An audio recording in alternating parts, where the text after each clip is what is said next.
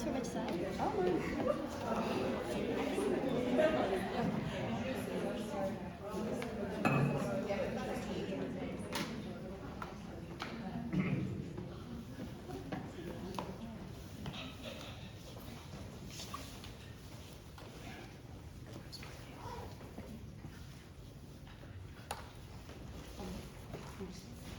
Hi everyone, hope you're all having a good day. Welcome to EIE's Innovative Pedagogies panel. We're so glad to have you here today. My name is Grace. I'm an associate at the EIE Society, and I'm a second-year English student. And my name's Emma. I'm also an associate, and I'm a first-year neuroscience student. We're both so excited to have these inspiring panelists join us today in our discussion about innovative pedagogies. So, we're going to introduce the panel right now. Today we have here with us, first of all, John Dalton, the co-principal at David Game College, and the first person in here to establish a complete teacherless AI-driven classroom.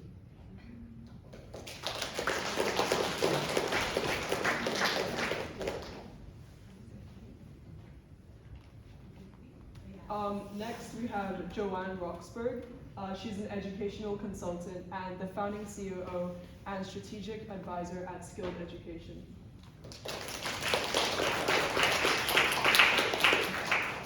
Next, we have Daniel Emerson, academic affairs lead at GoodNotes, and he also has some really interesting work at the Good Future Foundation to share with you all today.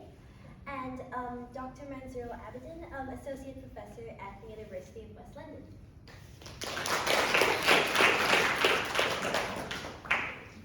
So before we start, I'd love to see who we have in the audience today. Students, aspiring EdTech or education workers, innovators. I have a question for all of you. How many of you feel like the teaching methods and institutions we have in the modern day are outdated and not innovative? Raise your hands if you do. So, panelists, what do you think? As you guys all know, innovative pedagogies isn't just about creating new tools, but it's also about considering theoretical and social aspects within pedagogies. So Daniel, let's start. Sure, thank you. I think for me, innovation in education is a really interesting concept. And I spent 5 years of my teaching career as a designated safeguarding lead. So a lot of my thinking is around compliance and best practice. And when we're talking about innovation, particularly as far as things like generative artificial intelligence are concerned, there's always going to be this trade-off between what schools, colleges, and educational institutions can do from a compliance and an ethical and a responsible best practice perspective versus trying to change the way that students work, think about the implications of what they're completing in class, their homework, their coursework, and their assessment. So getting that balance right, I think, is absolutely key for schools and colleges. Joanne? Yeah, no, I agree. So I have had some interesting experiences with innovation. And one of the things that I've done, which we didn't mention on here, is I have been on the founding team of universities. And I've also done some research, and my doctorate was around new universities. So imagine you're starting up a university and you have a blank sheet of paper, and the pressure to innovate with this blank sheet of paper, with all of these regulations and accreditations and validations and all of these constraints around you as well. Now I'm going to tell you about the first university that I was part of the founding team, and that was quite a long time ago now, and it's about 25 years, and this was Sabancı University in Istanbul, and we were what is now, what at the time was known as a laptop university. And nowadays you're like, oh, AI courses, how exciting. Laptop universities were really out there. And I remember reading an article, a journal article, and it was about laptop universities. And this guy that wrote the article, 2005, he says, The juggernaut of technology has overwhelmed us. And he was talking about laptops. Laptops stop critical thinking. They make people lazy. They spoil all of the study skills and all of those really important competencies that students build up. They stop people engaging and interacting and talking to each other.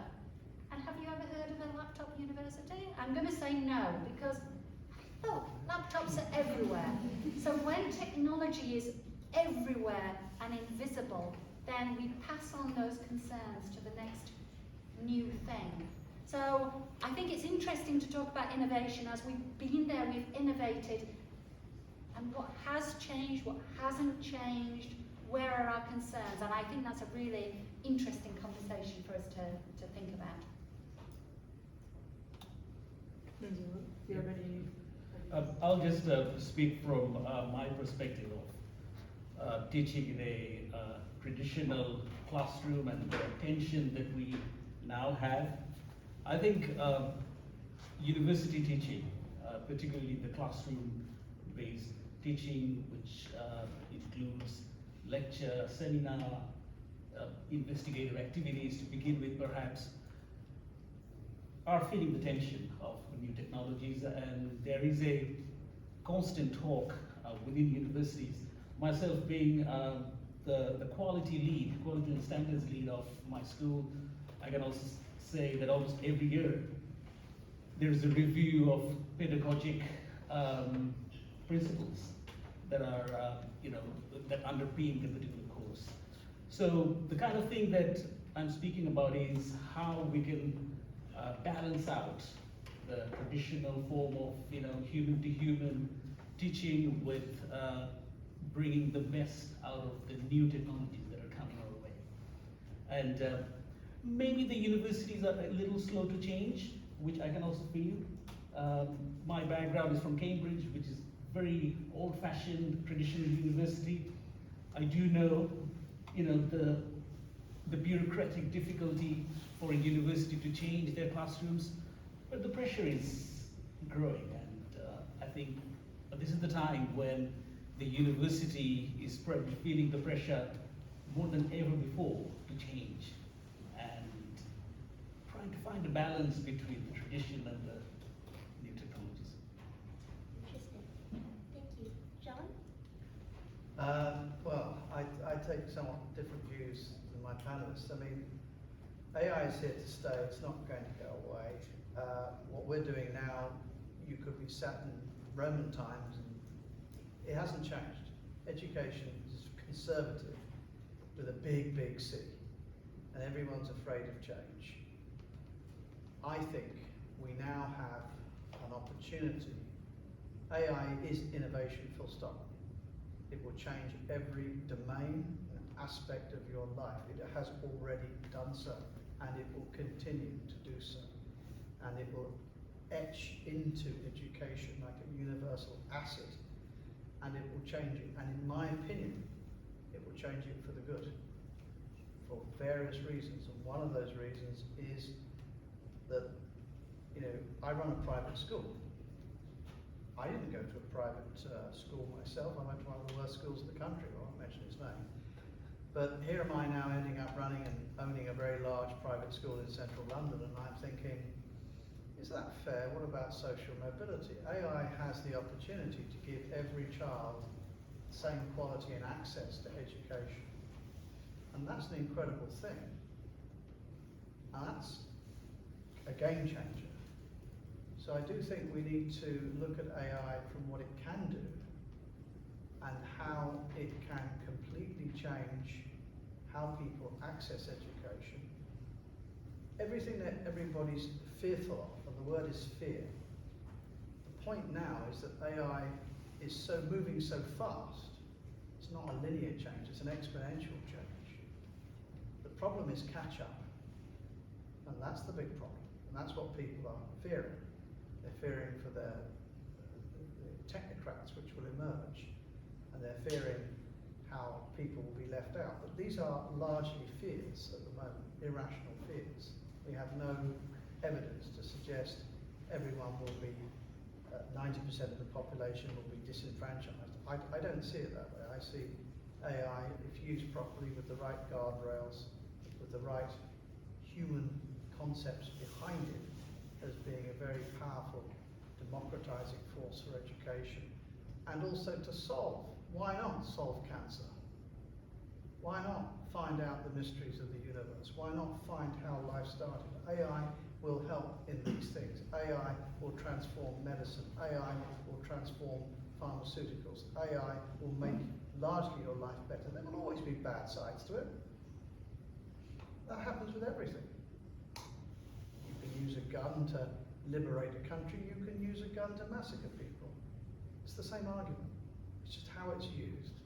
And I have no fear whatsoever. I have a very utopian view. I'm aware of the negative aspects, but in terms of education, I think it's going to create a whole new fascinating world. So we agree that pedagogy must change to reflect 21st century needs of education and beyond. But this requires more than just new technology. As John said, it's about how these things are used. So AI and innovation in general demands shifts in teaching methods and instructional design. So what are the most effective tools or strategies that you guys think would be best to implement these changes in practice? Mansoor, would you like to go? I think in terms of tools, I don't think that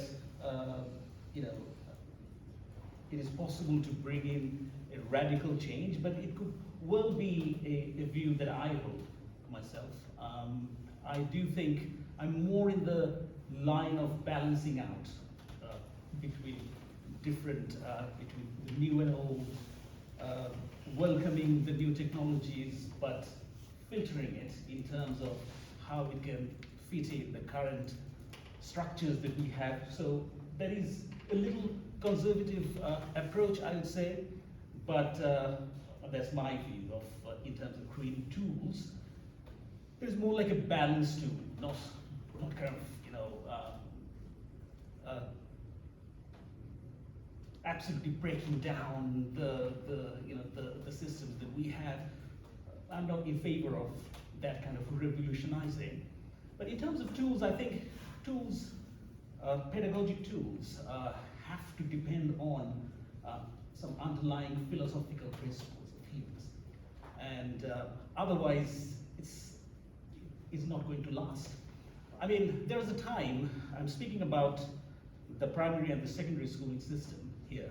There was a time when it was heralded as the big thing, the whiteboard, but it has gone obsolete.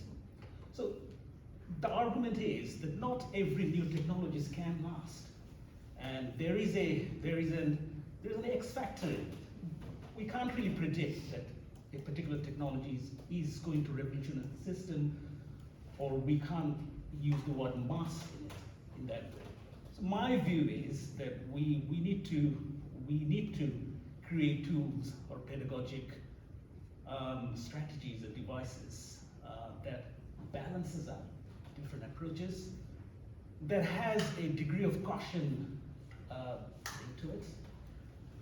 For an example, I think one of the panelists mentioned the word social justice, and one of the you'd be familiar with this theorist, Pierre Bourdieu, the Frenchman who coined the term cultural capital, which is now a part of the Ofsted's inspection manual.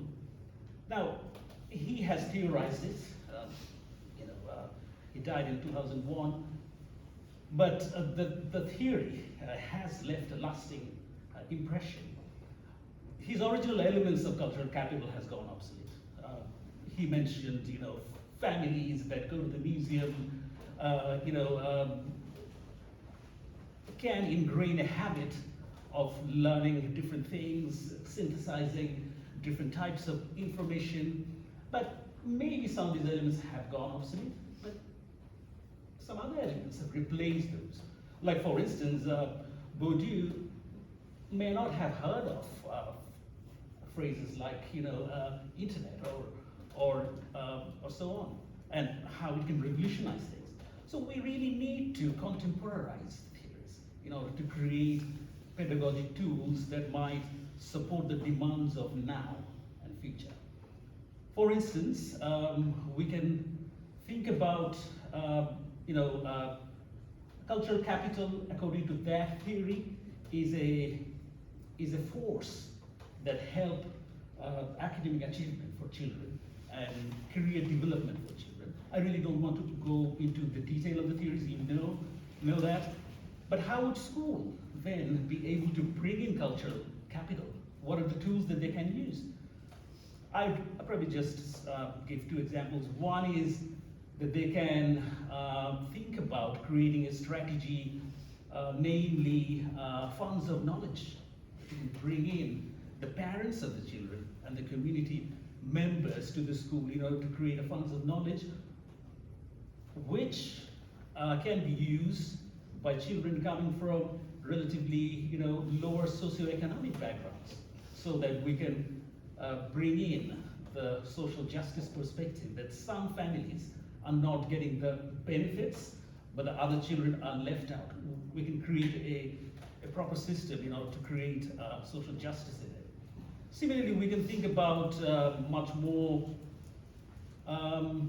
community-driven approaches to educate parents who don't know about it.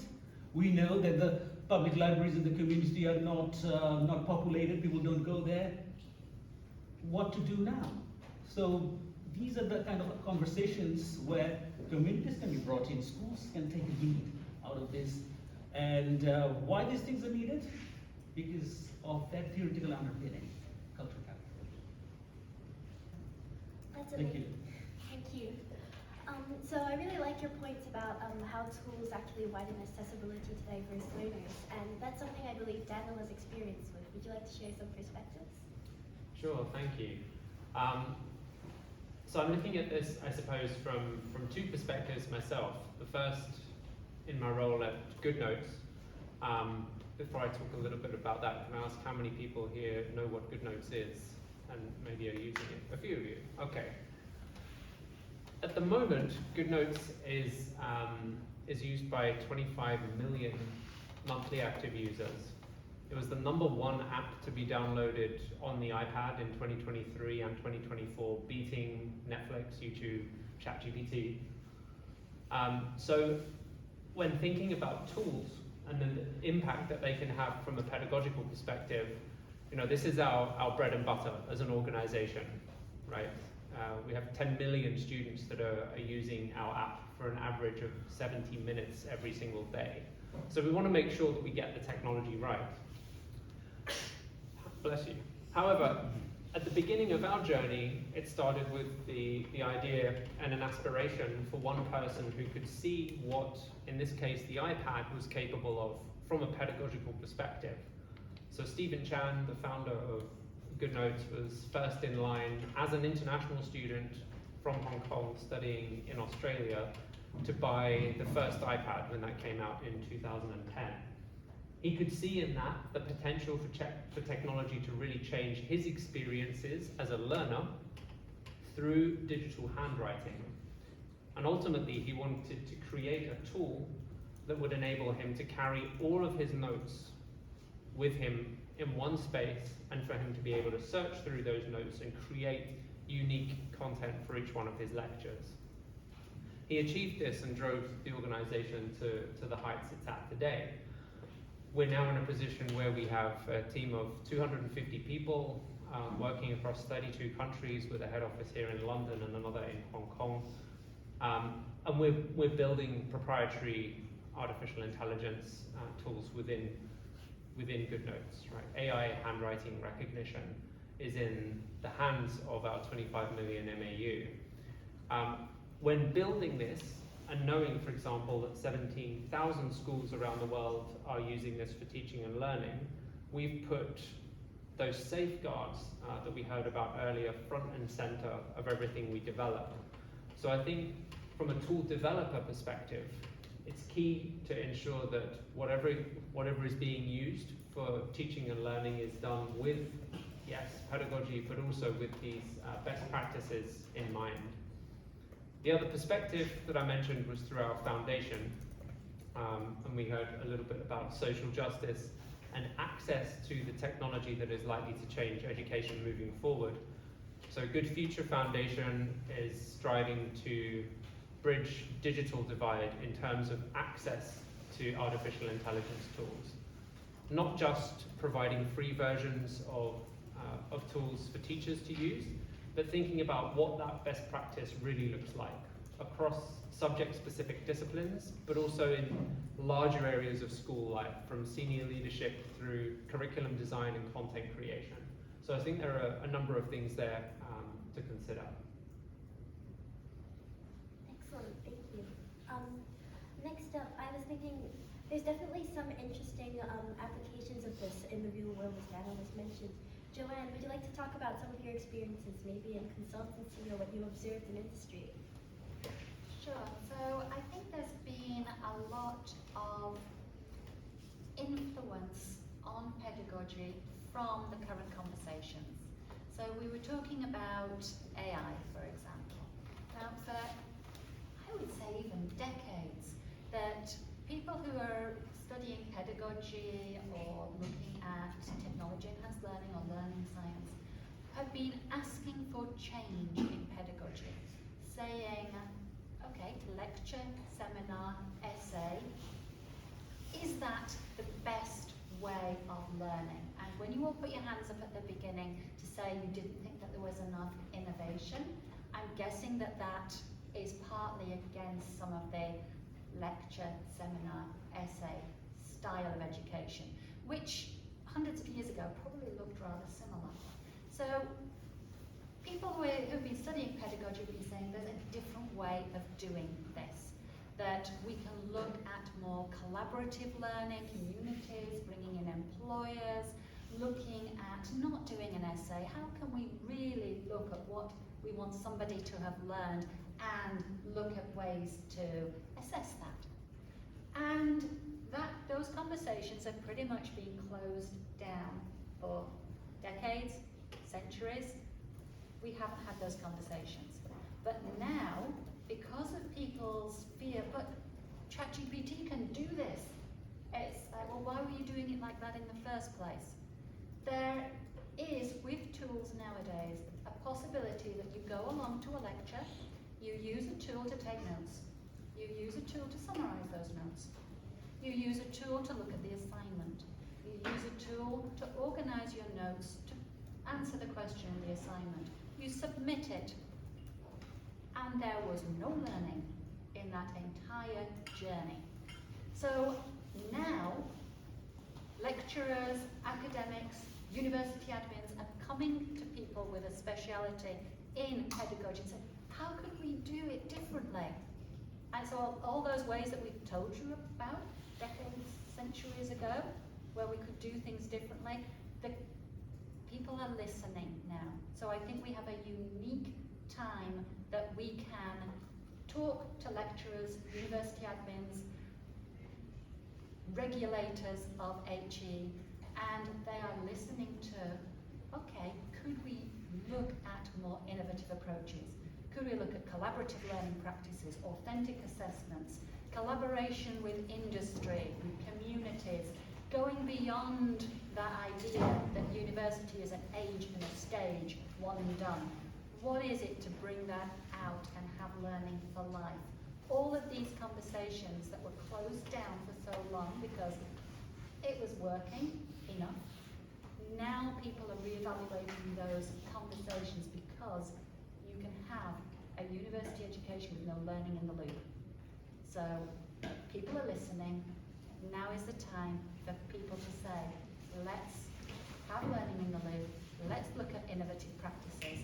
Let's look at different ways of doing things, experimentation, innovation, because people are now listening. They're looking for solutions, whether it's a perceived problem or a real problem. Ears are open. People are willing to be open to innovation within higher education. Amazing. John, as a teacher, you have active first-hand experience in pedagogical practice. So if tools are innovated into the loop, into classroom activities, lectures, and essays, as Joanne says, what do you think is the role of the educator, especially in student-teacher interaction? Well, I've been a teacher 35 years, and I don't think I'm particularly good. I'm probably average. But I hate parents' evening because when it comes to parents' evening, they say, why isn't little Joey getting an A? Why isn't Mohammed getting a B? He needs to go to Russellwood. And you know what? I don't bloody know. I can't put my finger on it. So I end up superficial platitudes. Try hard. All my teachers are the same. That's the problem. Pedagogies added nothing for the last 50 years to really solve that problem. Now, with my Sabre Wing program, I can pinpoint with granularity what a student knows, what they know, what they do not know, how they learn. I can get a detailed report, millions of bits of data. I can find out if they're dyslexic. I can adjust automatically for their SEN. I can teach them in maybe 100+ languages. They can ask questions. I can give them, through my program, infinite answers. Your average teacher has, like myself, if I'm teaching the kidney, I have an explanation narrative. And if the student doesn't get it, I'll give them another one. If they don't get it, that's their bloody problem. That's what happens in teaching. How many kids get left behind?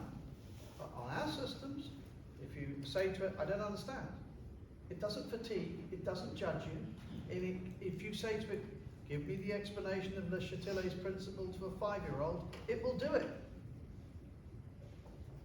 And in that infinite number of possible explanations, well not maybe infinite, but massive numbers, you get a eureka moment when a child gets it and they get mastery beginning of that topic.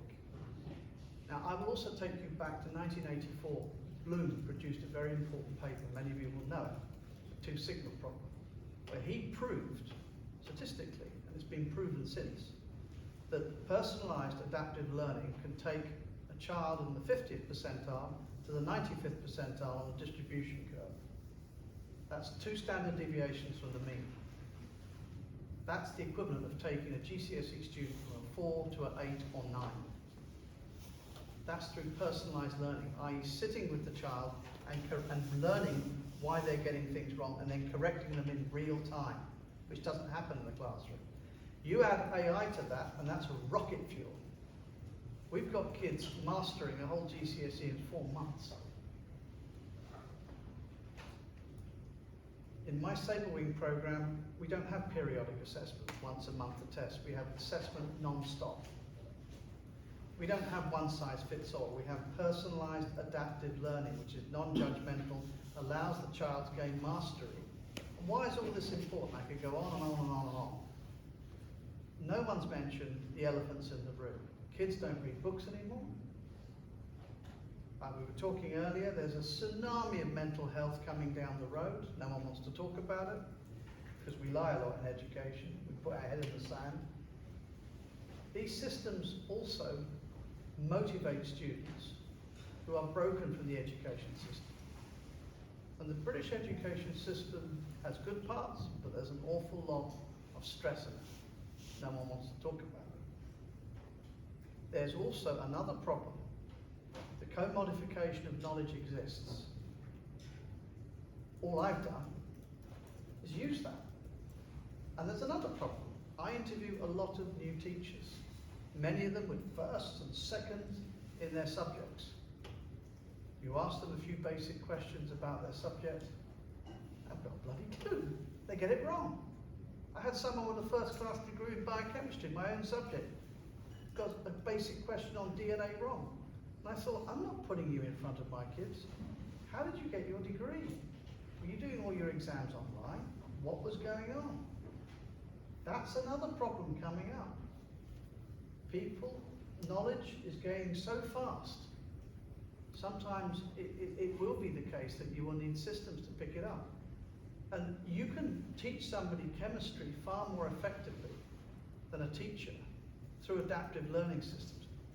Proven. The issue is not the disruption, the issue is the humanization of the process. Kids being born now will know nothing but AI. And the idea that we can not let them use it to enhance their learning, and we can work out, imagine everyone can start to gain mastery of subjects. There's nobody left behind. That's a world that I want. I don't want the current world where there's too much failure and people are written off as idiots at mathematics. They're no good at maths, you're not. That's just nonsense. The difference in IQs isn't that great. It doesn't explain why some people fail at maths. There's a lot of psychology involved. And we all know about the 2010 inflection point of smartphones, and this is where the mental health starts to go wrong. That's not going to go away. But when I get a kid that comes into me and says, I'm rubbish at maths, we get them on the system, and then all of a sudden, privately, they start to learn. And eventually, that so motivates them that, you know, we have taken in previous things people from a grade 2 at GCSE up to a grade 7 or 8 in less than a year. Why? Because if I'm a kid and I believe I'm no good at maths, and my teacher, we all suffer from prejudice. If I'm teaching a class, I'm a human being, I'm going to say, she's not very good, he's not very good, the test results is not in, they're not. It's going to be in my head. No one wants to admit it, but we're all prejudiced in some way about the people in front of us. That's what happens to a lot of kids. They're told that they're no good at maths, it becomes a self-fulfilling prophecy, and throughout the whole of their life, they don't learn that subject. The systems can prevent that, and I think that's a great thing to embrace. Great. Yeah, I fully agree. I think AI has massive potential in a personalized learning tool and in promoting critical thinking.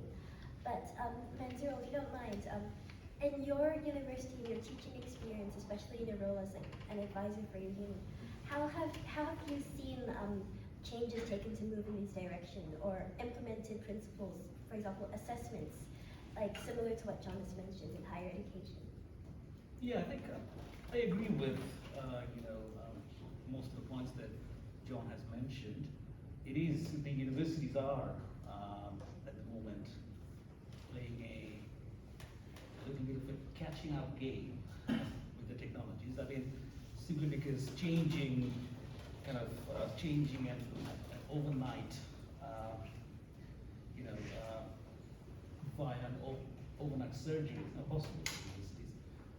But as far as assessments are concerned, we are actually playing a catching up game. I was an external examiner for University of Cambridge for the last 3 years, and last 3 years they were trying to find ways to look at the originality and the criticality of the essays submitted at the end of the year, and how they can make it original. Of course, that university is still running the agent system of handwritten essays, so which still evaluates students based on a little bit of rote learning, how far specific information you can remember under pressure of a 3-hour exam.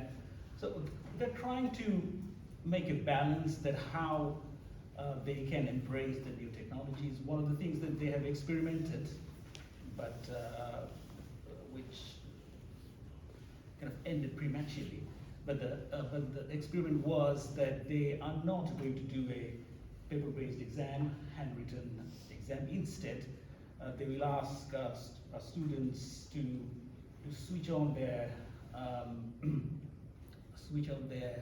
laptop camera on, and there will be this 5-hour window. Essays will be sent to students, via email or other method, and then within 5 hours, they can use certain reference books, but they will have to prepare the essays within the 5-hour time slot, and then submit it. So that was one of the solutions that they imagined, I think, in 2023. But this year, as I've heard, that they will go back to the old-fashioned paper-based model. In other universities, in relatively modern universities, who are following a much more assignment submission model via Turnitin, because of the AI, it is now it has posed a big problem in terms of criticality. So most of these universities, they have reformed their rubrics, the marking criteria, particularly in favor of simply descriptive account of theories, a descriptive account of a problem and solution now will be almost like at the level of possible, while personal reflection and your ability to look at something, going beyond the memory-driven, information-laden description of essays will be now evaluated as high mark. But what I'd like to say is that it is more like an ongoing process at the moment. That what would be the marking rubrics, so the assessment criteria, reflecting on the new technologies that students have access to now. Most universities, they are welcoming their students to use AI for their essays. But what they're struggling is what would be called as a highly creative and original essay. I think most universities are struggling to define that. What would be called a highly creative and original essays, which may have used AI or other technologies that are at hand, but even after that, how could an essay be termed as original? There's a lot of ideas floating around, but I think a specific definition of that is something that most of the universities, at least the ones that I'm currently involved with, quite a few actually, so are struggling to define the original, creative piece of writing, and I think that struggle will continue for quite some time in the future. So sorry to end with an uncertain note, but certainly that's where we are, very uncertain. Yeah, definitely. I think, especially with what you mentioned, like the main sort of dichotomy in our panel is the struggle to shift mindsets and to shift in terms of practical implementation from the past to the present, especially how quickly technology is evolving. Joanne, you've got experience in the modern university setting that Manzurul has mentioned. What are your insights on this? So I would say, as you were talking, I was thinking that universities aren't created equal. I work with universities to help them put their degrees online. And one of the universities I work with is what's called a post-92 university, which is the old Polytechnic, which is a little bit more vocational, a little bit more practical maybe, than the Cambridges of this world. And talking to one of the Deputy Vice-Chancellors about how we should do the assessments in the online degrees, and she said that they don't let academics set essays as assignments. So they're trying to move away from this essay format. And I don't know, for people that are in the working world, how often you write an essay in a 5-hour time period, handwriting it. No, I think it's a nice academic exercise, but it's an academic exercise. I'll give you an example of I was on the founding team of a university in Germany, and this was actually during the pandemic that we set up. And it's wholly online university, it was disruptive, innovative, all of these things. It's a challenger university. And we took what we called a challenge-based approach, and rather than doing courses, people did challenges. And a challenge could be, here is an industry partner, they have a problem, work with them and solve that problem. And then the assessment isn't on an essay, it's on the interaction with the industry partner, it's on how they went about shaping the solution, it's the evidence they collected, all of the competencies that we can identify in that. Or as part of their final thesis that they had to do, choose one of the sustainable development goals that you care about. So it could be climate change, it could be looking at hunger, poverty. Choose something and solve it. Okay, done, that's it. So it's looking at setting up a social business, or looking at setting up a charity, or looking at setting up something which had real world impact, not this is what I would do, not I write an essay about it, but try it out. And we had, I still follow some of the students on LinkedIn, and some of them, their businesses are still going strong, some of them they aren't, it's fine. But that's also a success. Trying it, pivoting, finding out that wasn't, that's still, you can still pass in that way. And amazing innovation that they have brought into the world. And that's how they were assessed. Well, the thing in business that you can come up with an idea for a new business. And I can say, oh my gosh, that's awesome. But the market will tell you if it's any good or not. So let's try that. And we would, for example, students could put together a business case and they'd present it to real life investors. So we brought in investors who make these decisions all day, every day. And they would assess them, not on whether they wrote a nicely organised essay or not, but is that something they'd invest in? Would they be interested? And it's not just new universities that do that. Yesterday I was part of a panel at LSE where I was judging pitches from students about business ideas that they'd come up with. And some were, okay, neat work, but some were, I remember one of them, I said, okay, I want to buy that. Is it available? Can you do that? Because it was just a good idea. Or I could read an essay about it. I think there's so much we can do if we move away from the essay format. And when you go out into the world, employers complain, even from students that graduate from Russell Group universities or top of the Cambridges, they're not plug and play ready in the workplace. Now, you can argue I'm doing something which is for the betterment of humanity. I'm not interested in getting a job and improving my job-related skills. But a lot of employers are saying, what are you learning at universities? Even the teachers maybe aren't learning what they need to be learning. So if we're looking at university for the workplace, then let's prepare people for the workplace. Thank you, Joanne. Touching on the topic of commercialization, lots of these innovative pedagogical tools offer exciting possibilities, but at the same time they also raise ethical concerns on access, fairness, and as you said, commercialization.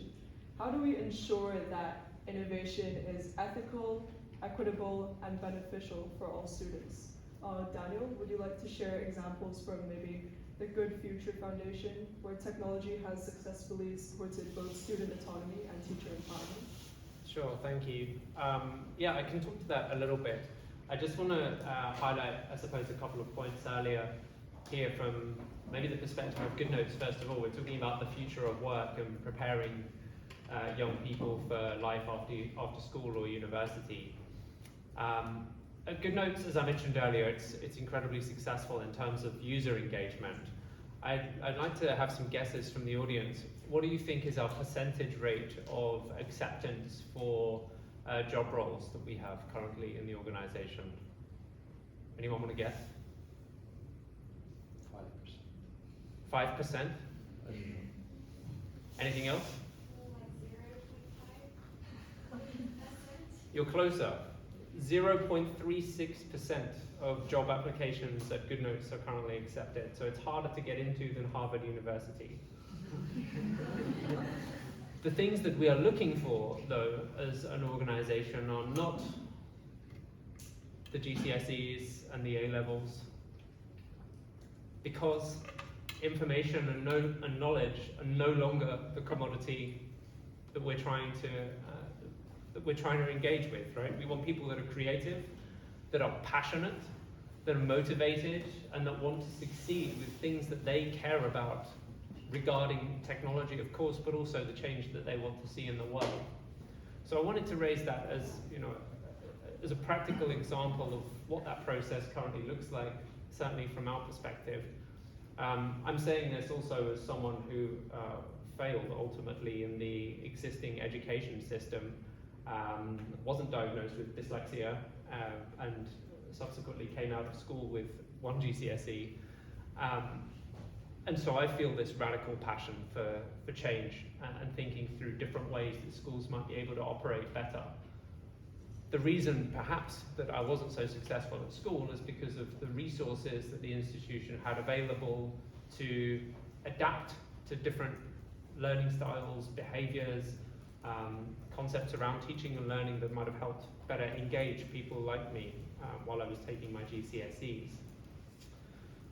Good Future Foundation is like the Bill and Melinda Gates Foundation of GoodNotes, I guess. You can look at it from that perspective, with a focus on not bringing tools and technology-focused solutions to institutions that don't have access, because at the moment everyone has access to free versions of AI tools, right? It's about offering guidance and support for implementing that in a way that is future-focused. Every good school is looking at how they can prepare their students for the next wave of work, whatever that might be in employment. Good Future Foundation looks at how we can help them achieve that, yes, through the use of technology in some circumstances, but also, most critically, learning about where technology isn't an appropriate solution. As part of the foundation, we have 2 advisory boards. Right? We have one advisory board that is made up of experts in the education and in the AI space, and then we have a student board. Both boards have equal levels of power when it comes to decision making around what the foundation can do. And the student board, which is made up of young people either in their final 2 years of high school or their first 2 years of university, they come from more than 20 countries as well, so they bring a lot of diverse perspectives. In our last meeting with them, and we've been meeting and conducting research collaboratively for the last 18 months, we're talking about how they are imposing restrictions on themselves for the amount of AI that they are using because of the erosion of the zone of proximal development, right? They're looking at the friction that they need, the struggle that they need in order to feel that motivation and that passion I was speaking about earlier when it comes to their learning. And when they're using AI tools every single day, that seeps away, that disappears. So they're preventing themselves from using it actively, and they're working hard to write essays themselves, starting from scratch. Because they feel the friction. It's difficult to do that. That blank page syndrome that's so difficult for so many to achieve, and the reason that a lot of people go to an AI, is part of what makes learning powerful, at least from their perspective. Thank you, Daniel. That was very insightful. John, as a teacher yourself, you must also feel strongly about opening accessibility and adaptability for students with new learning styles and behaviors, as Daniel mentioned. How has your AI-driven classroom utilized pedagogical methods to encourage this accessibility for students? It hasn't. The point is, we're using technology and combining it with something which has been left out in or ignored in the concept of educational research, and that is the psychology of student behaviour and how they learn. There, of course, is a lot of resistance to what I'm doing. I had an English teacher who was about my age, about 60, conservative, said, load of rubbish, AI can't help teach English literature. So I said to him, what poem are you discussing? He said, Milton's Paradise Lost.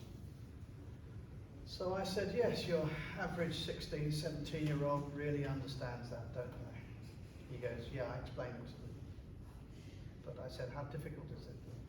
He goes, it's virtually impossible, they don't get it. So we took him on the system. We asked the system to explain 16th and 17th century religious philosophy, of which the time this poem was written.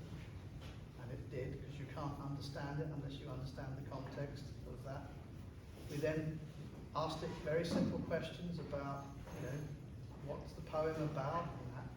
And then all of a sudden, this guy's jaw dropped. And he said, I can use this in class. So powerful to teach things which I find very difficult to get across as an augmenting tool. Absolutely. And guess what? His next class, Paradise Lost, was not lost, it was won. They understood it better. He recognized that it was superior in explanation than his own because it had endless ways of presenting it. And it was about 99.9% accurate. Now, of course, we all know that AI confabulates, it hallucinates occasionally, but that will decrease exponentially because the whole system is adaptive. If you're asking it of some logic, it gets it wrong.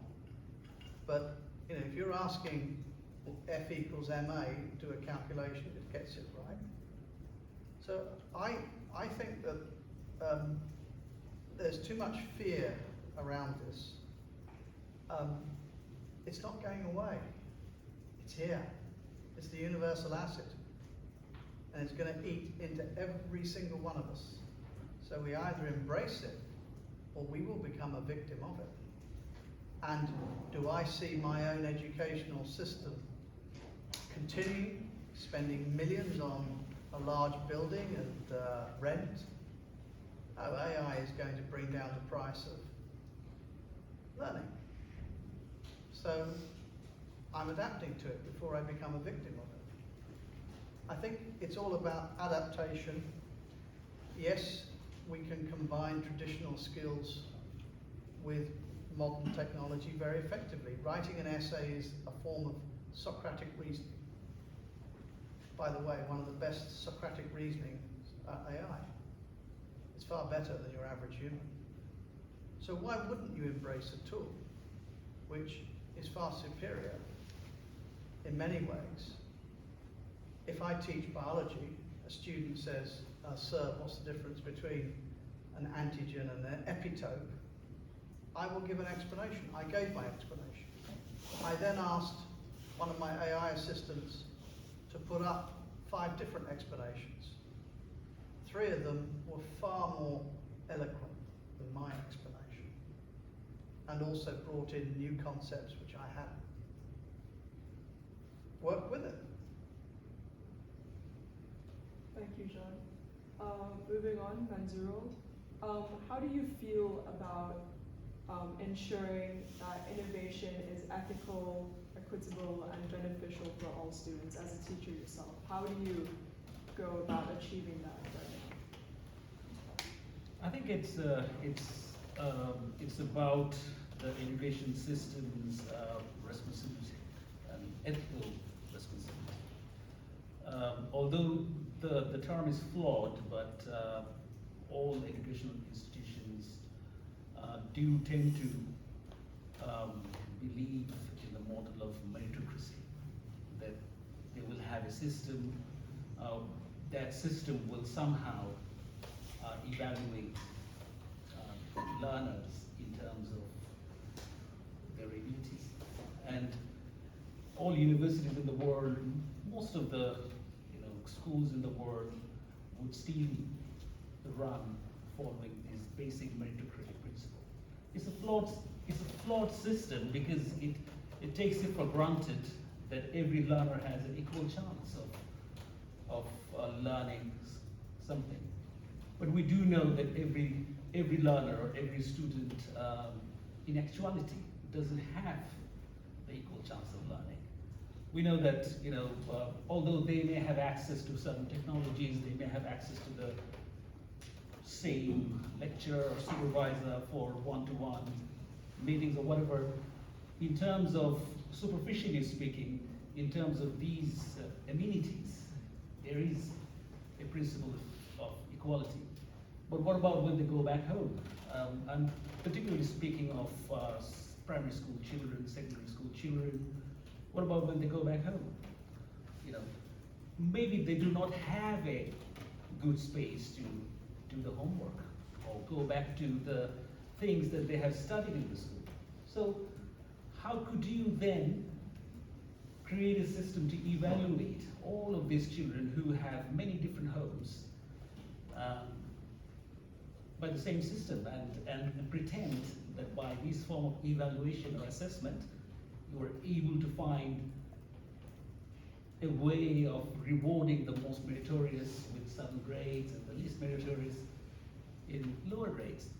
So the meritocracy, the system itself is utopian, but it is flawed because it doesn't take a learner from a well-rounded perspective. Now, the ethical responsibility for the system, for teachers, for schools, for the system as a whole, is to try to create opportunities for learners so that, creating an equal platform, a level playing field for everybody is impossible. That's a utilitarian idea, utopian idea. But I think the promise and the responsibility of the system is to try to create as much of an equity-driven system as possible, so that learners who do not have, let's say, the benefit of private tuition for mathematics and sciences at year 8, when things get more and more difficult for children, and we know, the numbers are staggering, that how many children who used to love sciences in the primary lost their interest by year 8.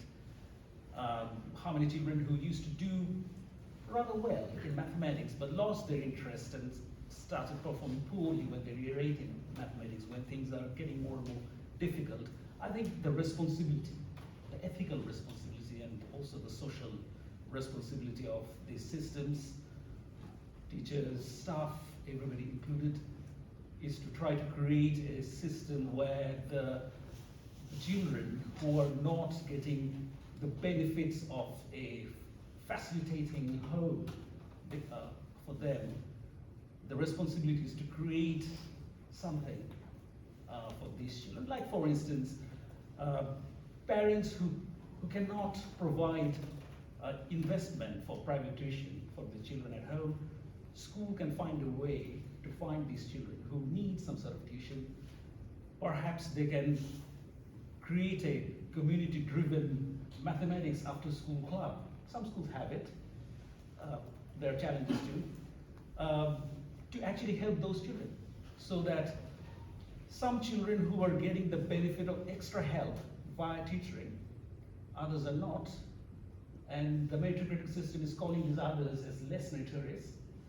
So the schools can create a system to help these children who are not getting the benefit of a relatively richer parents, a richer household, and the academic support that they need outside the school. So will that make the world an equal place? No, you don't. But it will make the world a slightly better place. So it should be equity driven. I think the responsibility is much more towards the model of equity driven. We need to help those who need it, and we need to find a system who needs the help. And I'm interested about the automatic system that John was alluding to. I think that system will be something that can be perhaps will come within the grips of the average schools in different parts of the country, and by which they might be able to find out the needs of different children and then create a system to help them. Thank you, Manzuro. Thank you.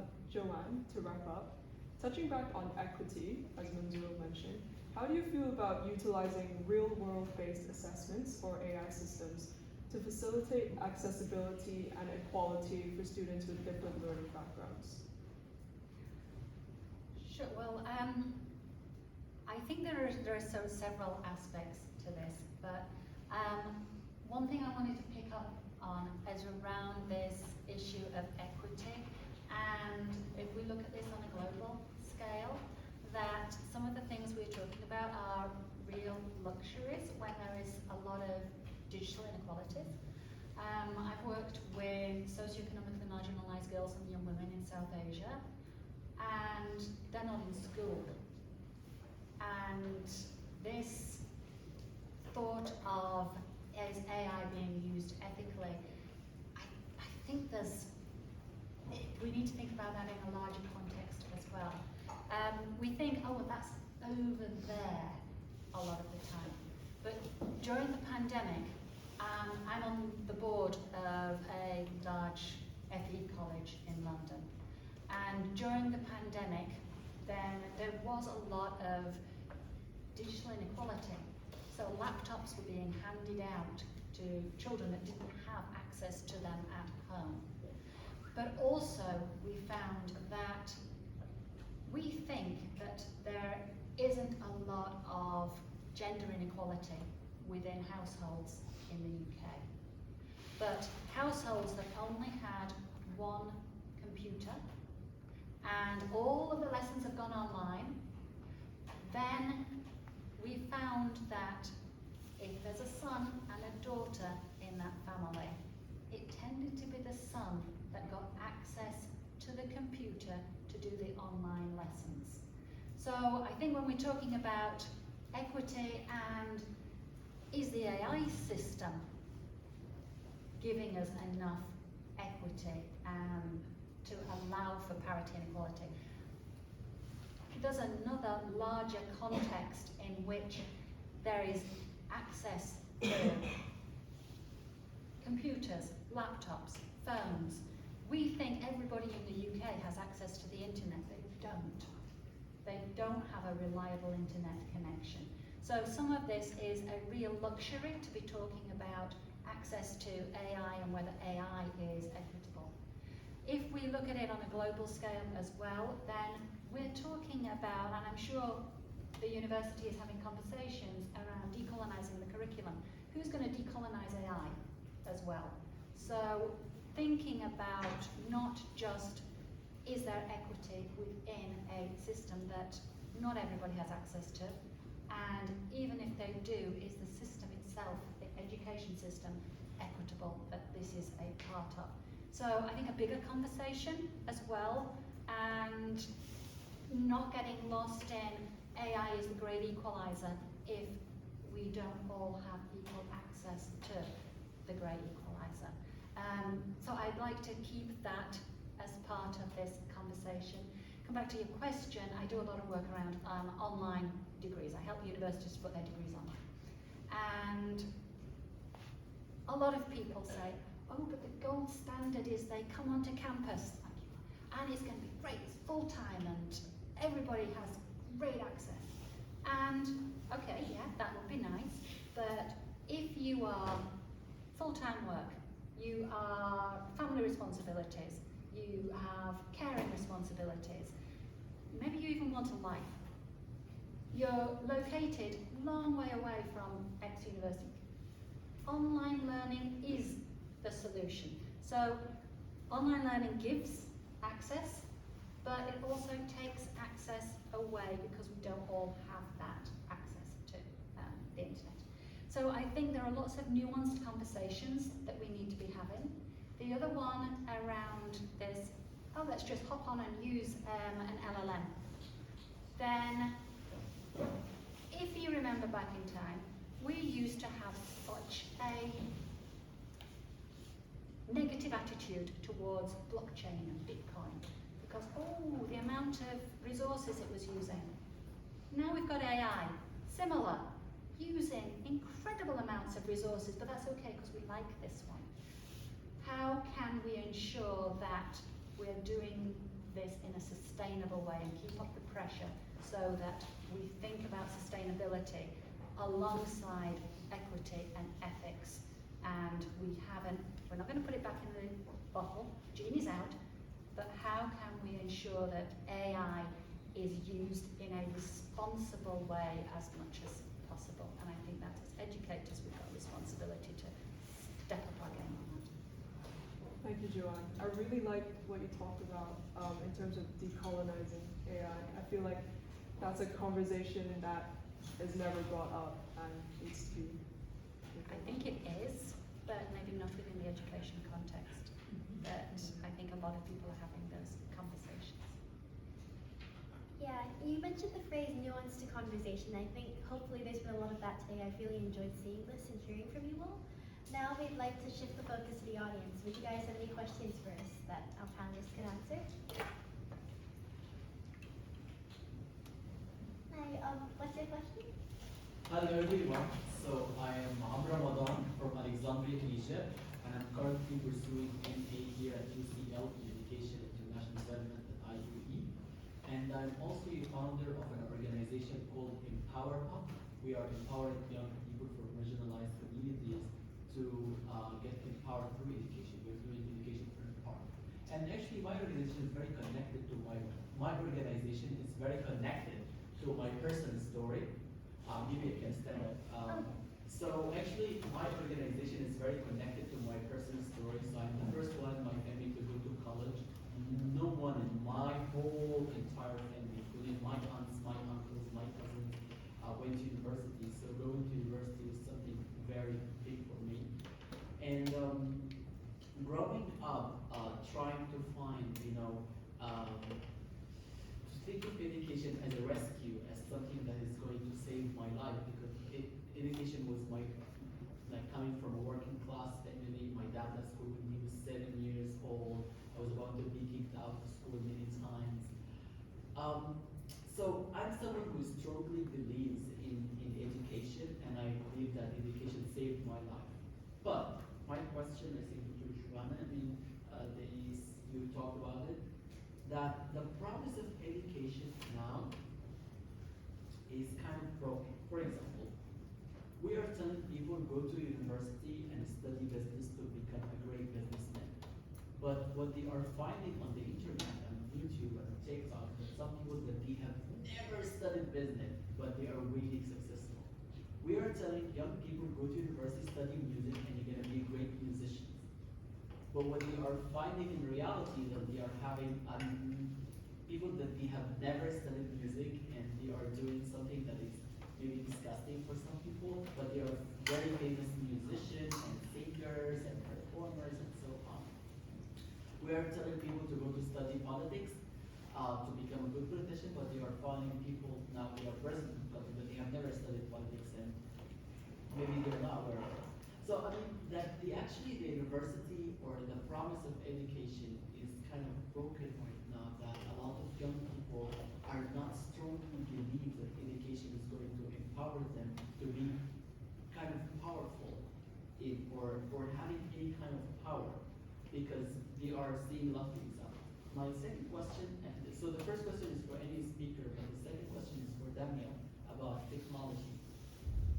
So now, I mean, technology, especially AI, some of them, they are open source, but some of them for ChatGPT, for example, you have the free option, you have the $20 option, and then you have the $200 option, and now they are working on the $2,000 option.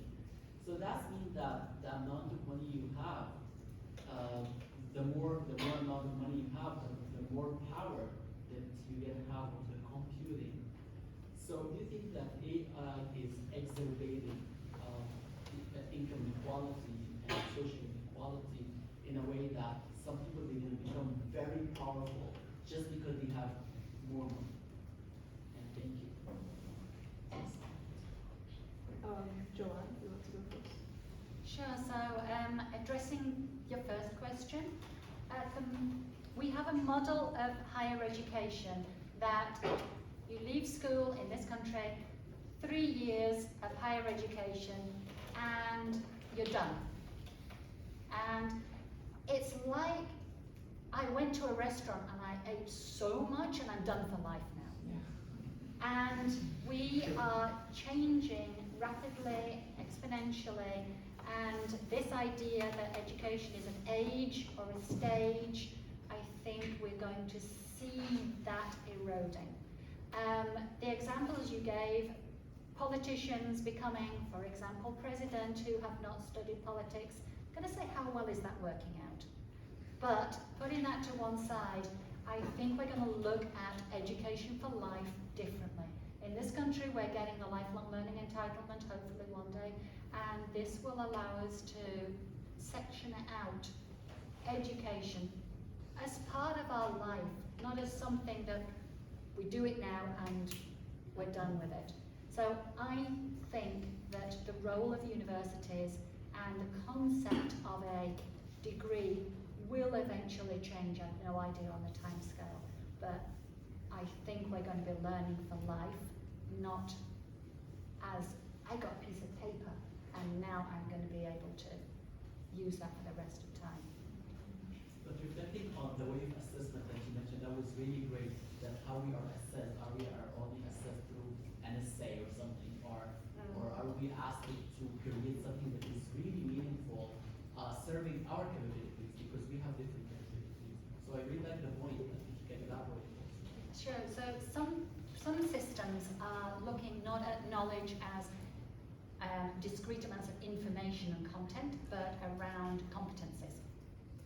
And you build up competencies, and a lot of machine learning goes into that, and tracking and personalizing with where you want to go and different levels. We've all got different profiles depending on what we want to do. So that, I think, is part of the story. But bringing together the world and the education system so that they are more interleaved. A few years ago, probably about 8 years ago, I was at one of these panels, but the audience was all CEOs and C-1, so vice president, directors of companies. And I was on the panel with some super interesting people in different fields, but they all had a go at me personally, for not providing a good education system that meets the needs of the communities, the industry, and the world itself, saving the planet. It was all apparently my fault for representing education. And I think that that is where we need to go with education. There's a lot of criticism that the world we're in right now is the one we educated ourselves towards. And yeah, a lot of people made a lot of money, but we've kind of trashed the planet at the same time. So do we want to keep on doing that more efficiently? Or do we want to rethink how we look at higher education, education throughout our lives, the role of education? And there's a lot of talk around flourishing, so for the individual, the community, and even the planet. And I think we will see change, but I don't think it will happen immediately, is my take. Thank you, Joanne. Daniel, what are your thoughts? Thank you very much for your question. Short answer to that is yes. I think the levels of payment required to access higher degrees or capabilities of AI technology is going to have a massive implication for social mobility. And you can imagine that, right, with the access, the levels of access that we already have. You compare a free version even to the $20 subscription model. You can imagine if you amplify that to a point where you have a chip implant and you're able to have instant access, not just to a galaxy of information about a specific subject, but you're able to distill that subject to your unique context that you need at that very moment in order to project a solution to a problem. Who's not going to want to have that, right? When your competitors in the room might be people that have that level of access. So yeah, immense disparity in terms of what technology that you're willing to pay, able to pay for, versus free versions of technology. At the same time, I think when you talked about power, that will mean, I think, different things moving forward. You alluded to presidents who perhaps might not have studied politics. It may not be the presidents and the people that are in charge of governments and countries that have the most power, right? It's the information, actually, and the ownership of information as a consequence of how people are using AI tools in particular that are going to yield the most power. And we can see that already with the likes of Elon Musk, his position in government, and I think that is a deeply, deeply concerning issue. That's a really interesting perspective, and it's so great to hear from and about people with diverse backgrounds, of which I'm sure there are many in the audience. Does anyone have any further questions? Hi, my name is Phoebe. I'm currently a second-year education student here at UCL. I am also building my own self-paced learning platform on financial literacy education.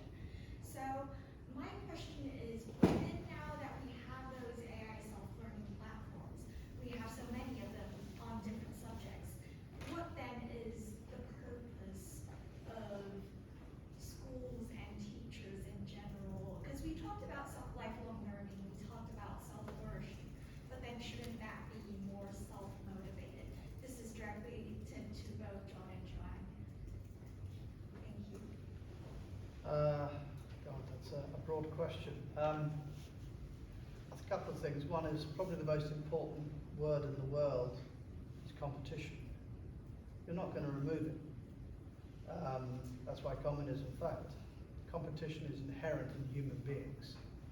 And education is linked to that competitive nature. You can't make everything equal. It just won't work. There are always going to be at different levels. That's just the realism of life. And without competition, you don't get brilliance. You don't get things striving to improve. So let's bear that in mind and not be too sort of naive about business. In terms of what you asked, yes, the question of relevance is the word, which no one else has mentioned here. I'm still teaching every day, 6 hours a week, not much, but I'm still at the cutting coalface. And I still think that what traditional teaching offers is good insofar as it gives you evaluation skills. And you can tell the difference between someone who's got a degree and someone who hasn't. That's my view. You can tell, because a degree still has value because it makes you research, it makes you critically evaluate. It is the vaccine